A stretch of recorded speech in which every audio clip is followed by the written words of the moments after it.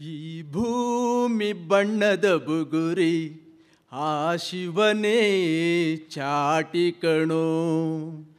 ಈ ಬಾಳು ಸುಂದರ ನಗರಿ ನೀನಿದರ ಮೇಟಿ ಕಣೋ. 17 years ಬ್ಯಾಕ್, 17 ವರ್ಷಗಳ ಹಿಂದೆ ಒಂದು ಪೂರ್ತಿ ಫ್ಯಾಮಿಲಿ, ಗಂಡ ಹೆಂಡತಿ ಇಬ್ಬರು ಮಕ್ಕಳು ಸಿಂಗಾಪುರ್ಗೆ ಹೋಗಬೇಕು ಹಾಲಿಡೇಸ್ ಟ್ರಿಪ್ಗೆ ಅಂತ.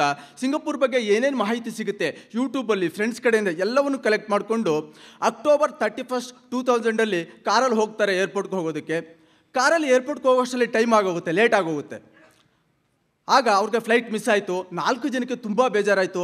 ಕಾರಲ್ಲಿ ವಾಪಸ್ ಬರ್ತಿರ್ಬೇಕಾದ್ರೇ ಕೂಗಾಡ್ತಿದ್ದಾರೆ 4 ಜನ. ಮನೆಗೆ ಬಂದ ಮೇಲೂ 4 ಜನ ಕೂಗಾಡ್ತಿದ್ದಾರೆ, ನಿನ್ನಿಂದಾನೆ ಅಂತ. ನಮಗೆ ಗೊತ್ತಲ್ಲ, ಈ ರೀತಿ ಏನಾದರೂ ಆದಾಗ ಯಾರೂ ಜವಾಬ್ದಾರಿ ತೊಗೊಳಕ್ಕೆ ರೆಡಿ ಇರೋದಿಲ್ಲ. ಅದೇ ರೀತಿ ಅವರು ಯಾರೂ ಜವಾಬ್ದಾರಿ ತೊಗೊಳಕ್ಕೆ ರೆಡಿ ಇರಲಿಲ್ಲ. ಕೂಗಾಡ್ತಾನೆ ಇದ್ರು.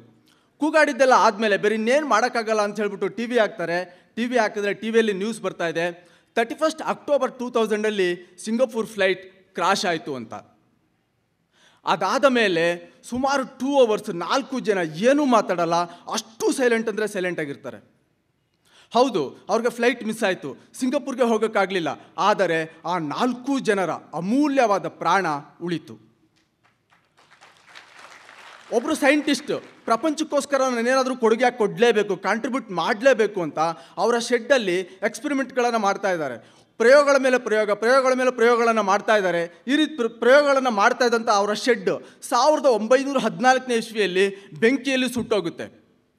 ಆಗ ಅವ್ರ ಹೆಂಡತಿ ಮತ್ತು ಮಗ ಬಂದು ಹೇಳ್ತಾ ಇದ್ದಾರೆ ವಿಜ್ಞಾನಿ ಹತ್ರ, ದಯವಿಟ್ಟು ಸಮಾಧಾನ ಮಾಡ್ಕೊಳ್ಳಿ, ಬೇಜಾರು ಮಾಡ್ಕೋಬೇಡಿ ಅಂತ. ಆಗ ವಿಜ್ಞಾನಿ ಹೇಳಿದ್ರು, ನಾನೇನು ಸಮಾಧಾನ ಮಾಡ್ಕೋಬೇಕಾಗಿಲ್ಲ, ನನಗೇನು ಬೇಜಾರು ಆಗಲಿಲ್ಲ. ಹೇಗೆ ಅಂದರೆ ಮೇಲಿಂದ ಆ ಭಗವಂತ ಹೇಳ್ತಾ ಇದ್ದಾನೆ 60 ವರ್ಷಗಳ ಕಾಲ ಮಾಡಿರೋಂಥ ತಪ್ಪನ್ನು ಕ್ಷಮಿಸಿದ್ದೀನಿ, ಹೊಸದಾಗಿ ಶುರು ಮಾಡು ಅಂತ ಹೇಳ್ತಾ ಇದ್ದಾನೆ ಅಂತ ಹೇಳಿದ್ರು. ಆಗ ಅವರಿಗೆ 67 ವರ್ಷ ವಯಸ್ಸಾಗಿತ್ತು. ಅದಾದ ಮೇಲೆ ಒಟ್ಟಾರೆ 10,000 ಎಕ್ಸ್ಪೆರಿಮೆಂಟ್ಗಳನ್ನು ಮಾಡಿರ್ತಾರೆ, ಸಕ್ಸಸ್ ಆಗಿರಲ್ಲ. ಆಗ ಒಬ್ಬರು ಪ್ರೆಸ್ ರಿಪೋರ್ಟರ್ ಹತ್ರ ಕೇಳ್ತಾರೆ, 10,000 ಸಲ ಸೋತಿದ್ದೀರಾ, ಆದರೂ ಈ ಪ್ರಯೋಗವನ್ನು ಮಾಡ್ತಾ ಇದ್ದೀರಲ್ಲ ನೀವು ಯಾಕೆ ಅಂತ. ಆಗ ಆ ಪ್ರೆಸ್ ರಿಪೋರ್ಟರ್ಗೆ ಆ ವಿಜ್ಞಾನಿ ಹೇಳ್ತಾರೆ, ನಾನು 10,000 ಸಲ ಸೋತಿಲ್ಲ, ನನಗೆ ಗೊತ್ತು 10,000 ಬೇರೆ ಬೇರೆ ರೀತಿಯಲ್ಲಿ ಹೇಗೆ ಈ ಪ್ರಯೋಗವನ್ನು ಮಾಡಬಾರ್ದು ಅಂತ ಗೊತ್ತಿದೆ ಅಂತ ಹೇಳಿದ್ರು. ಅದಾದ ಮೇಲೆ ಒಟ್ಟಾರೆ 10,017ನೇ ಬಾರಿಗೆ ಅವರ ಎಕ್ಸ್ಪೆರಿಮೆಂಟಲ್ಲಿ ಸಕ್ಸಸ್ ಆಗ್ತಾರೆ. ಆ ಸಕ್ಸಸ್ಸಲ್ಲಿ ಅವರು ಪ್ರಪಂಚಕ್ಕೋಸ್ಕರ ಕೊಡುಗೆಯಾಗಿ ಕಂಡುಹಿಡಿದಿದ್ದು bulb sir Thomas Alva Edison. 2011 ನನ್ನ ಮದುವೆ ಆಯಿತು. ಆಗ ನಾನು ಬೆಂಗಳೂರಲ್ಲಿ ಆಟೋ ಓಡಿಸ್ಕೊಂಡಿದ್ದೆ, ಆಟೋ ಡ್ರೈವರ್ ಆಗಿ. ಮದುವೆ ಆದಮೇಲೆ ಊರಲ್ಲಿರೋಣ, ವ್ಯವಸಾಯ ಮಾಡಿಕೊಂಡು ಅಂತ ಡಿಸೈಡ್ ಮಾಡಿದೆ. ನಮ್ಮ ಪಂಪ್ ಸೆಟ್ಟಲ್ಲಿ ಊರಲ್ಲಿ ನೀರು ಬರ್ತಾಯಿತ್ತು. ಆ ನೀರು ನಿಂತೋಯ್ತು ಕೆಲವು ತಿಂಗಳ ನಂತರ. ಅದಾದಮೇಲೆ ಇನ್ನೊಂದು ಬೋರ್ವೆಲ್ ಹಾಕ್ಸಿದ್ವಿ, ಅದರಲ್ಲೂ ಕೂಡ ನೀರು ಬರಲಿಲ್ಲ. ಇನ್ನೂ ಒಂದು ಬೋರ್ವೆಲ್ ಹಾಕ್ಸಿದ್ವಿ, ಅದರಲ್ಲೂ ಕೂಡ ನೀರು ಬರಲಿಲ್ಲ. ವ್ಯವಸಾಯ ಮಾಡಬೇಕು ಅಂದರೆ ಊರಲ್ಲಿ ನೀರು ಬೇಕು, ಬೇರೆ ಯಾವುದೇ ರೀತಿಯಾದಂತಹ ನೀರಿನ ಮೂಲ ನಮಗಿಲ್ಲ, ಕಠಿಣವಾದಂತಹ ಪರಿಸ್ಥಿತಿ. ಮತ್ತು ನಾನು ವಾಪಸ್ ಬೆಂಗಳೂರಲ್ಲಿ ಇರೋಣ ಅಂತ ಡಿಸೈಡ್ ಮಾಡಿದೆ. ನಾನು ಆಲ್ರೆಡಿ ಲೀಡರ್ಸ್ ವರ್ಕ್ಶಾಪ್ ಅಟೆಂಡ್ ಮಾಡಿದ್ರಿಂದ ಲೀಡರ್ಸ್ ಅಕಾಡೆಮಿಯಲ್ಲಿ ನಡೆಯುವಂತಹ ಆಲ್ಮೋಸ್ಟ್ 90% ಕಾರ್ಯಕ್ರಮಗಳಲ್ಲಿ ಭಾಗವಹಿಸುವಂಥ ಒಂದು ಅವಕಾಶ ಸಿಕ್ತು ವಾಪಸ್ ಬೆಂಗಳೂರಲ್ಲಿ ಇದ್ದಿದ್ದಕ್ಕೆ.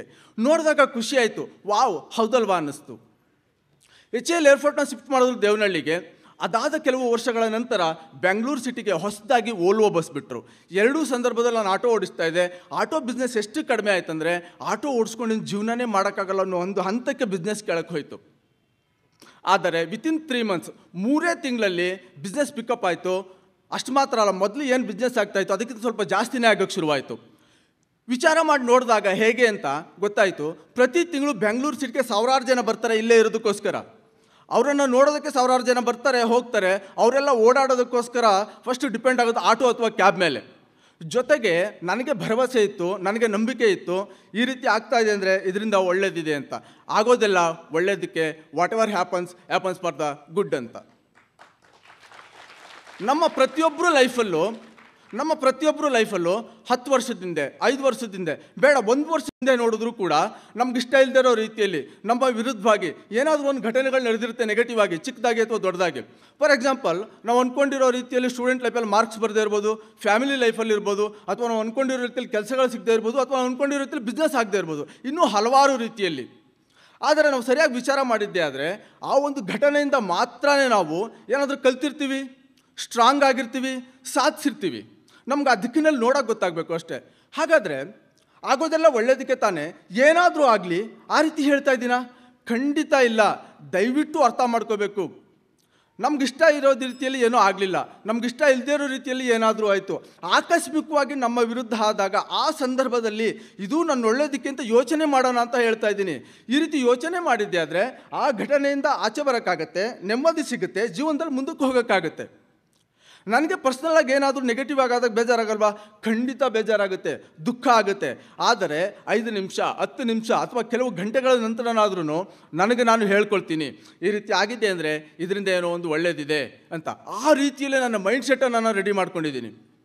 ಅದಕ್ಕೆ ನಮ್ಮ ಗುರುಗಳಾದ ಬಾಲಾ ಸರ್ ಹೇಳ್ತಾರೆ, ಏನಾಗುತ್ತೆ ನಮ್ಮ ಲೈಫಲ್ಲಿ ಇಂಪಾರ್ಟೆಂಟ್ ಅಲ್ಲ, ಏನಾಗುತ್ತೆ ನಮ್ಮ ಲೈಫಲ್ಲಿ ಇಂಪಾರ್ಟೆಂಟ್ ಅಲ್ಲ, ಅದನ್ನು ನಾನು ಹೇಗೆ ಸ್ವೀಕಾರ ಮಾಡ್ತೀನಿ ಅದರ ಆಧಾರದ ಮೇಲೆ ನನ್ನ ನಾಳೆ, ನನ್ನ ಮುಂದಿನ ಜೀವನ ನಿರ್ಧಾರ ಆಗುತ್ತೆ ಅಂತ ಹೇಳ್ತಾರೆ ಫ್ರೆಂಡ್ಸ್. ಚಲಿಸುವ ಕಾಲವು ಕಲಿಸುವ ಪಾಠವ ಮರೆಯಬೇಡ ನೀ ತುಂಬಿಕೋ ಮನದಲ್ಲಿ. ಚಲಿಸುವ ಕಾಲವು ಕಲಿಸುವ ಪಾಠವ ಮರೆಯಬೇಡ ನೀ ತುಂಬಿಕೋ ಮನದಲ್ಲಿ.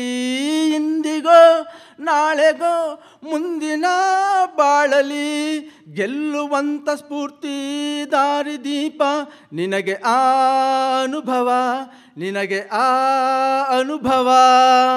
Thank you so much, love you so much.